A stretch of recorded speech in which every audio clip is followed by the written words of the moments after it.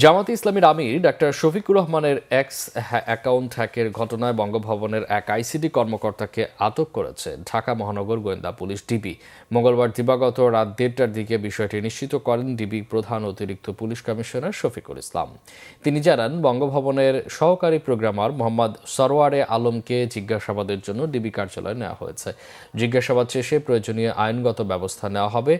DB সূত্র জানায়, রাত 12টার পর হ্যাকিংয়ের সঙ্গে জড়িত ব্যক্তিকে শনাক্ত ও আটকের লক্ষ্যে রাজারবাগ পুলিশ লাইন অডিটোরিয়ামের পূর্ব পাশের সরকারি কোয়ার্টারে অভিযান চালানো হয়।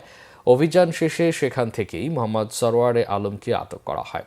এদিকে বাংলাদেশ জামাত ইসলামীর সেক্রেটারি জেনারেল মিয়া গোলাম পরোয়ারের এক্স হ্যান্ডেলের অ্যাকাউন্টও হ্যাকড হয়েছে বলে দলটির পক্ষ থেকে গণমাধ্যমে পাঠানো এক বিবৃতিতে তথ্য জানানো হয়।